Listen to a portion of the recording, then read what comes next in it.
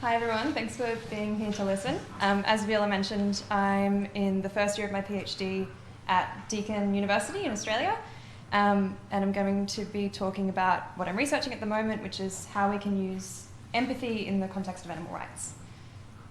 So if we were to accept arguments for animal rights, then there are severe and numerically incomprehensible rights violations occurring every day, and they receive relatively very little attention.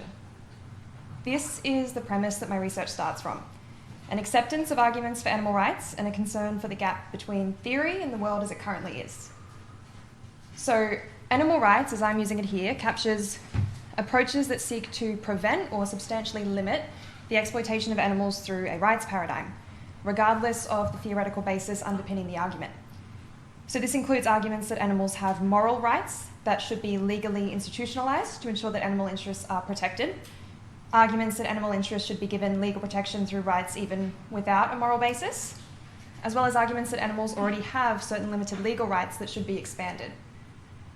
I understand these approaches as belonging to what I call an animal rights regime. Now, I'm not concerned with whether rights are the best way to achieve increased legal protection for animals, or about whether animals need increased legal protection in the first place. My research is operating from the premise that both are established. Accepting the arguments for rights and taking a rights-based position allows me to focus my research on its primary issue, which is on what I'm calling a realization gap. While some progress has been made in furthering the animal rights regime, the need for rights is still very much an urgent and expansive one. The kind of ideal animal rights argued for in theory are violated egregiously in multiple ways every day by a single human living an average life. This gap is mammoth, as animal use is woven into the life of nearly every person globally in a variety of ways. The most obvious and extreme example can be found in the human consumption of animals. As we know, intensive animal agriculture makes possible the sheer number of animals that are killed for human consumption every year, about 80 billion globally, not including fish, of course, who are killed on such a scale that their lives are measured in tons. In the context of the animal rights regime, this practice obviously violates many of the fundamental rights that are typically argued for, including a prospective animal right to life, a right not to be treated as the property of humans, and a right not to suffer. Not only does it violate these prospective rights, but it demonstrates the expansiveness of the gap between ideal and reality. These rights aren't violated only by a select group of humans every now and then. Prospective animal rights are violated as part of daily life. So, how do we close this realization gap? To close this gap, the animal rights regime needs to deal with the problem of stability. By this, I mean that the legal framework proposed by the regime has to be able to generate its own support amongst the humans that it will govern. And the animal rights regime shouldn't want people to support the principles of the regime only because of the consequences that might come from non-compliance or because they've been coerced. It should want people to come to give the principles their own reasoned and enthusiastic endorsement. Because if support is only generated because it serves some instrumental reason at the time, that support won't be stable. I'm using John Rawls's conception of stability here, whose face I've got on the screen there, in that citizens should have the appropriate kind of motivation grounding their endorsement. Rawls's approach to stability was concerned with how a conception of justice generates sufficient support for itself. The basic idea is that later generations develop against the backdrop of the political ideal, and they should therefore grow to obtain a sense of justice that corresponds with the conception of justice shared by society. In what Rawls calls a well-ordered society, everyone will develop to give the shared conception of justice their own endorsement and will have a desire to act in accordance with it. Using Rawlsian stability in this context, the question becomes, would citizens of a society regulated according to the principles of the animal rights regime be motivated to act in accordance with those principles? Would they affirm an animal right not to be treated as the property of humans? Or if this right was legally institutionalized, would it fail to generate its own support with those in society having no desire to comply with it? Now, in Rawls's society, the ideal has been realized.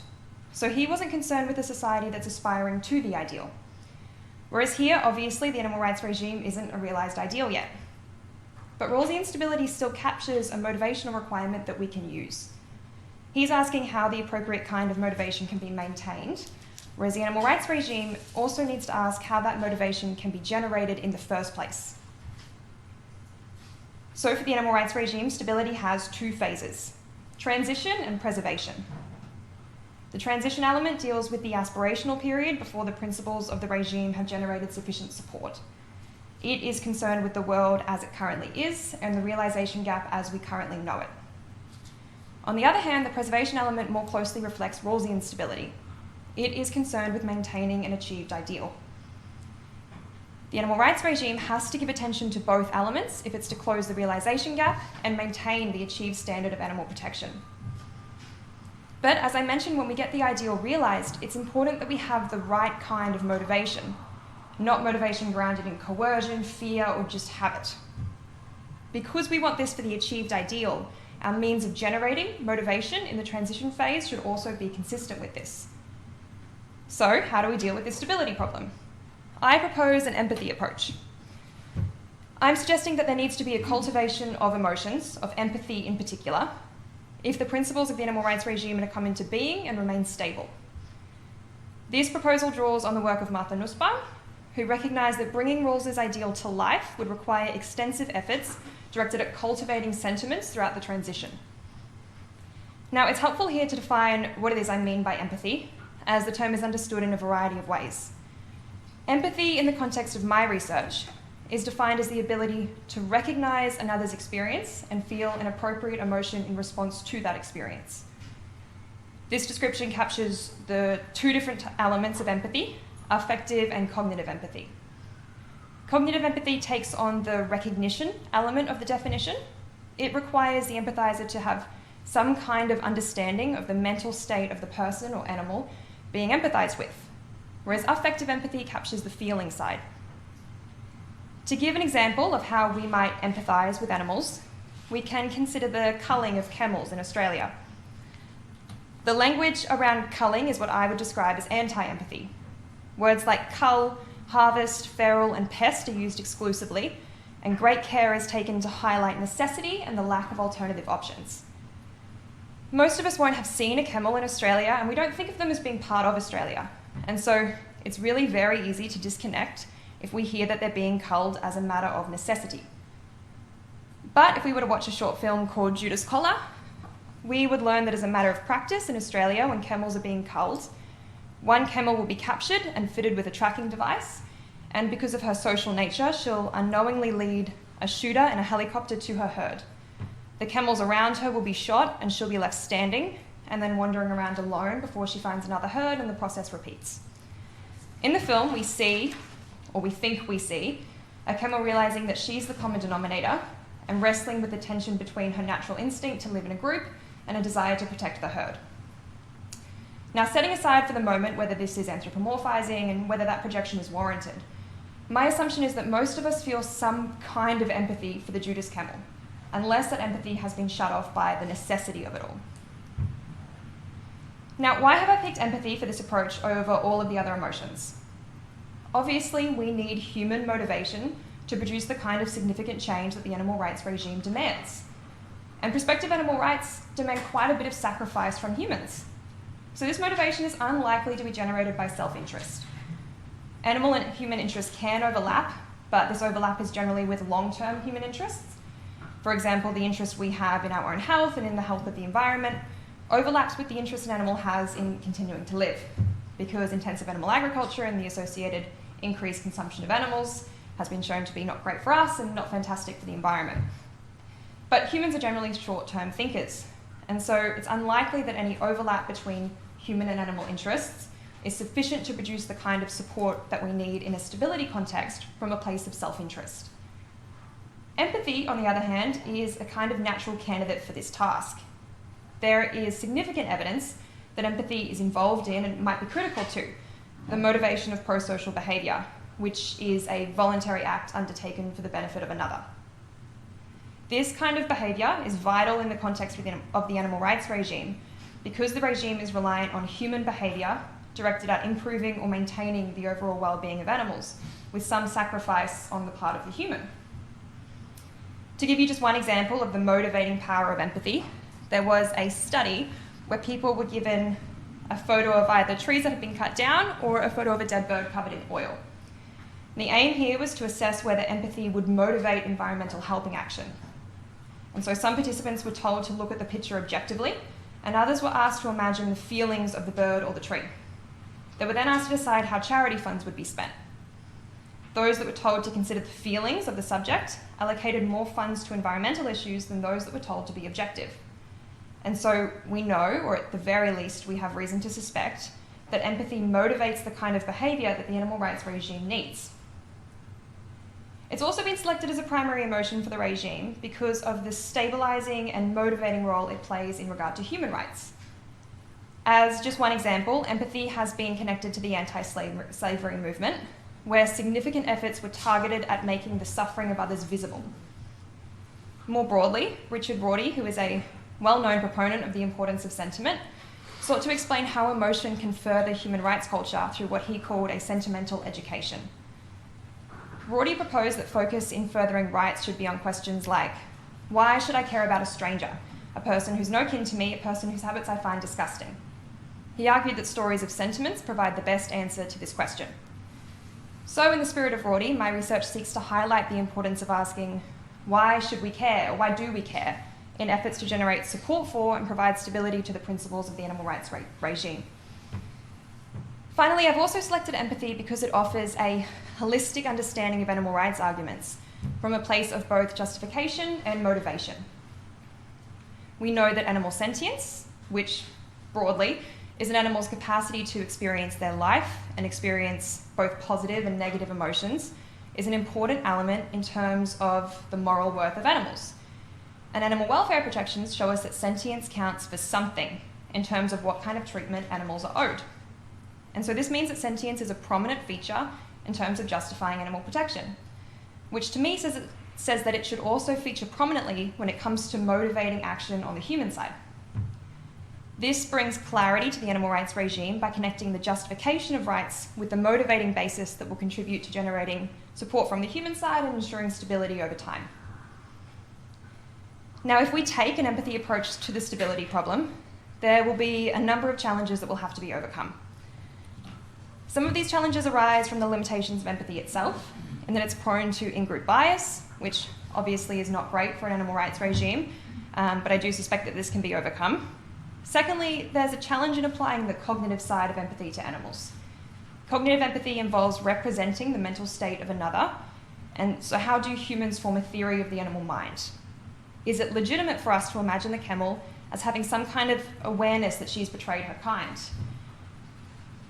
If this is unwarranted projection, then it won't support an empathy approach. Or if this process isn't instantaneous, and if we need to spend considerable time and attention reasoning what the mental state of an animal might be, does this still support the importance of empathy? And finally, there's a compassion fatigue concern. If we're working to increase people's capacity to empathise and to direct this empathy to the suffering of animals, there's a risk of oversaturation and of people disengaging. An empathy approach would have to find the right line here. A further challenge is in relation to the period of transition prior to the realisation of the ideal. How can human action be motivated when looking at the world as it currently is? And equally importantly, how can this be done in a manner that's consistent with the largely liberal democratic societies that the regime is targeting? I suspect that prior to any direct efforts towards cultivating empathy, the structures that prevent humans from relating to animal suffering have to be removed first. There are multiple examples of hindrances to empathetic relationships with animals globally. In most parts of Western countries, for instance, it's not common for people to have contact with the animals whose ideal rights are consistently violated. Typically, the first and only contact with animals that are commonly consumed, such as chickens, cows, and pigs, occurs at the grocery store once the animal has been reduced to a product and packaged.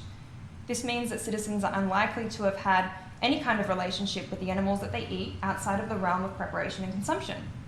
This introduces a significant disconnect between human and animal that hinders the forming of any empathetic feeling. An empathy approach would involve removing these hindrances, but this process needs to be consistent with liberal principles and, as I mentioned, with the kind of stability that we're looking for.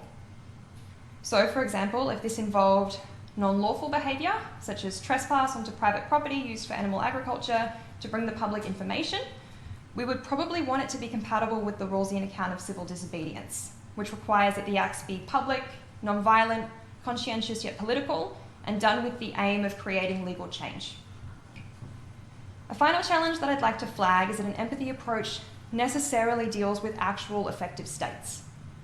I think that this is important and necessary in terms of motivating real change, but Rawls, whose conception of stability I'm using, dealt with abstract effective states because of publicity concerns, in that it's best to avoid interfering with the non-public characteristics of people. And so any legitimate empathy approach would need also to overcome the challenges that arise from relying on actual emotions. But despite these challenges, which I think can be overcome or managed, an empathy approach is still the most promising approach to solving the stability problem. And more than this, my claim is that empathy is critical. This is because the animal rights regime is inherently other-focused. The focus of the regime is on those that can't themselves participate in it. Obviously, animals should be the primary focus of the regime, but we need human support. It also, as I mentioned, demands a lot of change. Most humans would need to change what they eat, what they wear, the products they use. Entire industries would need to transition out of existence. The regime also challenges people at a deeply emotional level.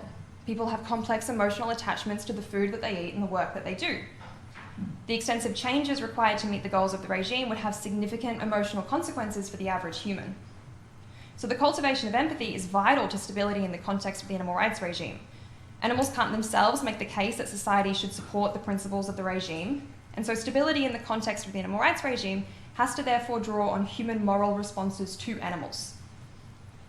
So to wrap up, I've reminded us all of the mammoth realisation gap that the animal rights regime needs to close, and I've suggested that this means the regime needs to deal with the problem of stability. This has two parts, transition and preservation, and overcoming both comes with a range of challenges. But these challenges aren't detrimental. I think they can be overcome, and showing how they can be overcome and giving a full proposal of the empathy approach will be the focus of my thesis over the next couple of years. But despite the challenges that I've outlined, an empathy approach still to me appears to be the most attractive solution to the problem of stability. Thanks very much for listening.